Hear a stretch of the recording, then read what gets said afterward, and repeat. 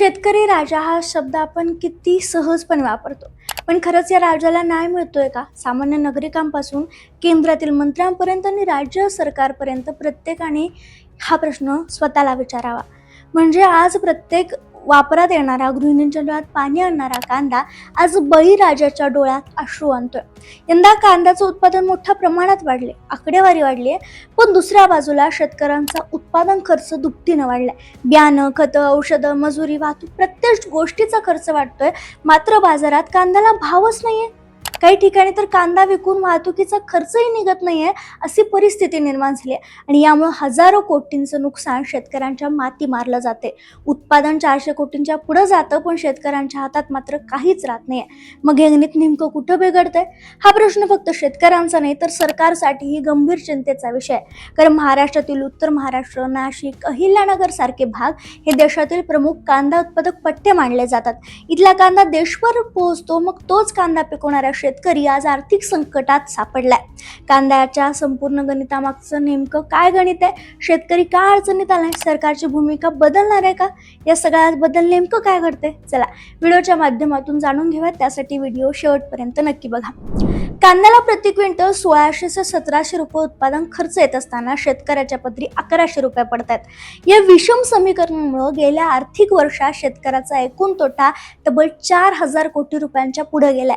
कारण बाजार समित्यामध्ये सरासरी दर 1100 रुपयांच्या आसपास असल्यानं प्रत्येक क्विंटल मागं शेतकऱ्याला 450 रुपयांचा तोटा सहन करावा लागतोय. 2025-26च्या आर्थिक वर्षातील आवक आणि दराचा आढावा घेतला तर 7 वर्षाच्या तुलनेत यंदा किमान 675 रुपयापर्यंत खाली आले आहेत. आता थोडंसं गणित समजून घेऊया. राज्यभरात वर्षभरात खरीप, उशिराचा खरीप आणि रब्बी अशा 3 हंगामात कांद्याचं पीक घेतलं जातं. आणि यामध्ये रब्बी कांद्याची लागवड ही नोव्हेंबर ते जानेवारी या कालावधीत होते. यंदाही याच काळात लागवड झाली, पण यावेळी सुरुवातीलाच निसर्गाने मोठा फटका दिला. नोव्हेंबरच्या सुरुवातीपर्यंत पाऊस कायम राहिल्यामुळं कांद्यांच्या रोपाचं मोठ्या प्रमाणात नुकसान झालं. अनेक शेतकऱ्यांना एकदा नाही तर 2 वेळा बियाणं खरेदी करून पुन्हा लागवड करावी लागली. जो शेतकरी स्वतः रोपं तयार करतो त्यांना थोडासा दिलासा मिळाला, पण बहुतांश शेतकरी हे बाजारातील खाजगी कंपन्यांच्या बियावर अवलंबून होते आणि त्यातही बियाणांचे दर अक्षरशः गगनाला भिडले. प्रति किलो 2000 रुपयांचं बियाणं थेट 3000 रुपयांपर्यंत पोहोचलं. म्हणजेच निसर्गाच्या संकटासोबतच बाजारांनी शेतकऱ्यांच्या खिशावर घाव गेला. शेतकरी पैसे ओतत गेला, पण तरीही उत्पादनात कोणाचंच गणित जुळताना दिसत नव्हतं.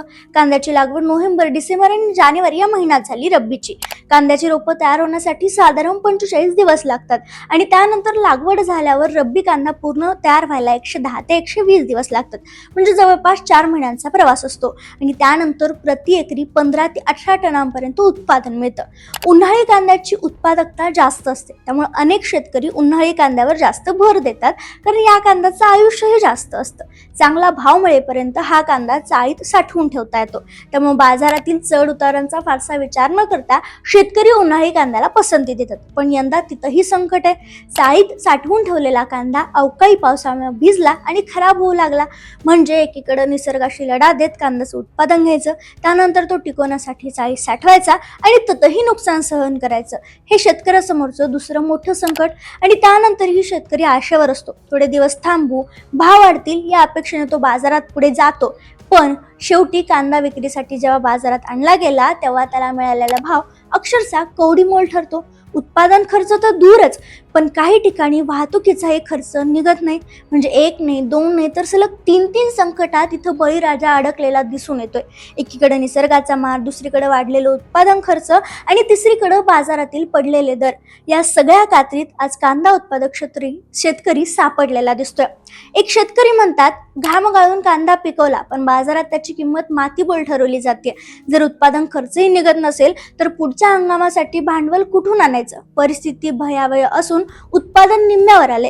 किमान 2000 रुपये दर मिळाले तर आमचं गणित बसेल, असं संदीप कोकाटे म्हणतात. मग आता सगळ्यात महत्वाचा प्रश्न की यावर उपाय काय? कारण फक्त संकटाची यादी सांगून उपयोग नाहीये, तर त्या संकटातून शेतकरी कसा बाहेर येईल हे शोधणं गरजेचं आहे. सरकारनं फक्त शहरातील सामान्य नागरिकांचा विचार करून चालणार नाहीये, तर बळीराजाचाही विचार करावा लागेल. कारण हा तो शेतकरी आहे जो देशाचं पोट भरतो आणि तोही तुमचाच एक मतदार आहे.